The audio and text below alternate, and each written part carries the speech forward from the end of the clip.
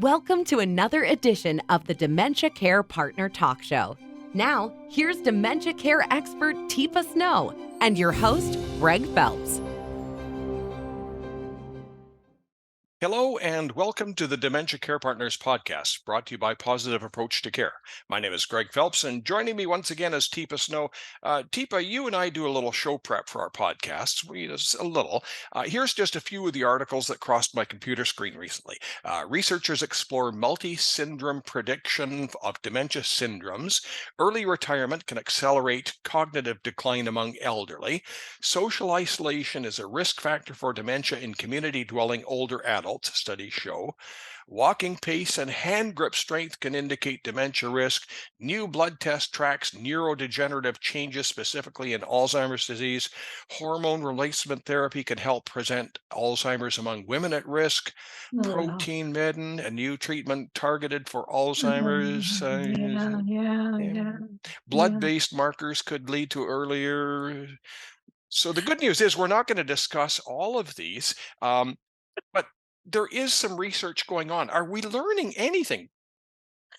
Well, here's the tricky part, Greg. I mean, it was really funny to listen to that. It's like, and who wants to know that they have dementia early if we don't figure out how we're going to support people better? Because the reality is, okay, so now I've got something and everybody's stepping away and everybody's going, oh, that's too bad.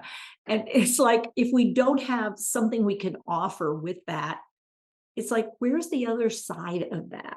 Like if we do this, here's the programs we're going to put in place. So if social isolation has been related to an increased risk of cognitive loss and the development then of a dementia, I mean, it's connected, the risk is high. What are we doing about social isolation? And if somebody is socially isolated and we start to see they are having dementia, do we have a game plan, or is the line in the sand once they get dementia? Well, that's it, because we've got them identified. That's what we really needed to do, is lock it in, know what it is, and then just, well, I'm done. I mean, and I think, we've talked about this idea of a diagnosis versus a recognition of change and a life plan for the change. Like, what am I going to do now that we've recognized it?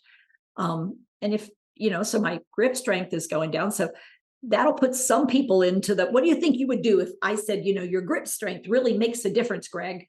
What would you go out and try to do? Well, I'd buy some of those little squeezy things, and then next time we shook hands, I'd have you down on your knees, breaking your knuckles. There you go.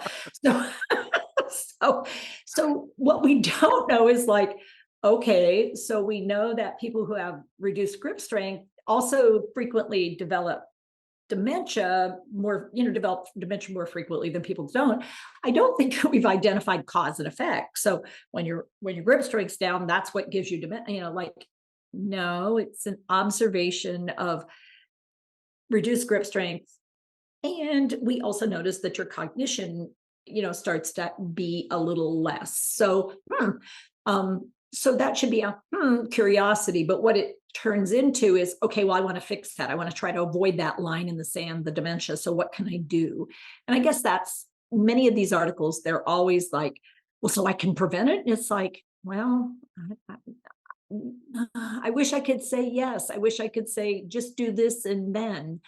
That's not how this works. So why do we gravitate towards sort of reading these studies and looking for answers instead of trying to figure out how to be supportive of the person living with dementia? Is it because we still have that little bit of rescuer mentality bred into us in our DNA or something? Well, I think the reality is what people are really wanting is, what's a fix I could do? Is there a fix? I want to fix. Instead of going, what we're saying is, I don't know that there's going to be a fix for you. So why do we even need to fix it? If this is what's happening for you, then we need to address it. Yes. I don't know that I can turn back the clock and turn things around, because that's that cascade phenomena that people don't like talking about. Like, if you're do you want to be a salmon the rest of your life? I mean, a lot of them die on the way back up. You're working, you're trying to get back up. And it's like, okay, well, maybe life down that way. I mean, do you need to go spawn, or can we just live on the rest of our life somewhere? it's that that fixation on trying to hold a moment instead of going, well, if it's happening, how do we support what's happening instead of trying to cure what I probably can't cure or prevent what I can't prevent. So And with all of these studies, Teepa, knowing doesn't really help in caring. it doesn't look a lot. There's not a lot document. It's like, okay, so now we know this. Now what? Yeah, It's like, should I research all of this, or should I get some skills and some knowledge so that I can yeah, help this person on the journey? yeah, you can get real wrapped up in that beginning phase stuff. Like read through a couple of those, Greg, again. Let me just say those a Oh, couple. well, there's a couple of new ones that I stopped at. Blood Oh, markers could lead to earlier detection of Alzheimer's disease. The same genetic factors that may contribute to both cardiometabolic diseases and dementia. Better management of emotions could help limit neurodegeneration. Well, there's one for you. yeah. Yeah, control my emotions. All right. So I think you should let them out and deal with them rather than control them. But that's a personal opinion. But actually, there's evidence for that too, if you want to go there. But I think, it's like, so what do I do moving forward?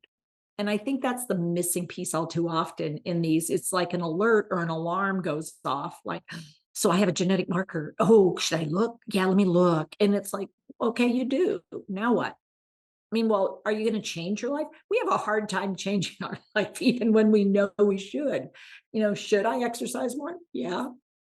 Is it going to change how much I exercise if I add in the piece that if you don't exercise very much, you increase your risk of dementia? It's like, oh, that's an added reason to, but I haven't figured out how to get going on it yet. Maybe I need to look harder at what in my life is getting me to that place where I don't take that step.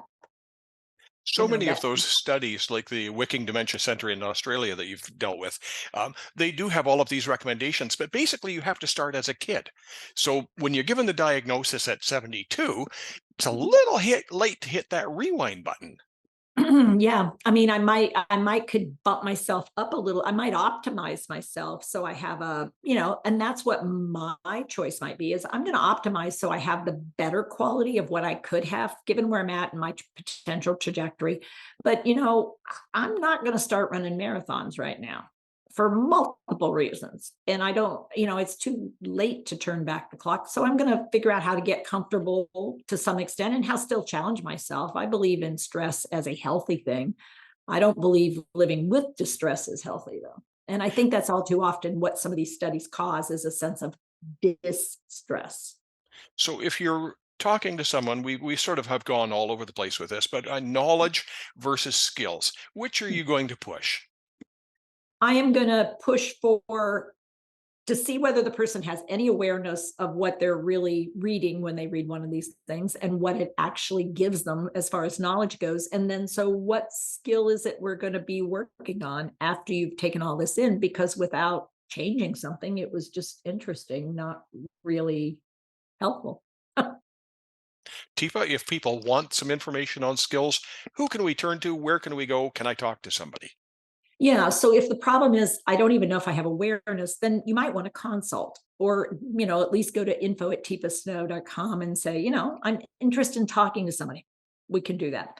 If you're more interested in digging in a little bit, we certainly have short video clips that would allow you to look at, what's going on. It's like, oh yeah, and then we have other video clips that says, well, try this, and you can look at some of our short clips and go, oh, well, that's a thought. Pack skills make a difference. Dementia care provision. Those are videos that we've done and are in courses now. So, or getting to know dementia. We have a quiz on dementia even online that you can take and see, what do you know? What do you think? What's going on? And then what could you do next? Tifa, thank you very much. Thanks, everybody. You've been listening to the Dementia Care Partners podcast, brought to you by Positive Approach to Care. For more information on today's program and many other topics and services, visit tifasnow.com. Hi, I'm Tifa Snow, and you just found our YouTube channel and watched one of our videos. I'm the owner and founder of Positive Approach to Care. Thanks for watching, and if you liked, if you have a comment about, or you would, please share it with people you know. Oh, And if you haven't yet done it, consider subscribing. We'll let you know when the next new video comes out. And you might want to visit our website, www.tipasnow.com, where you'll find other resources as well. See you there.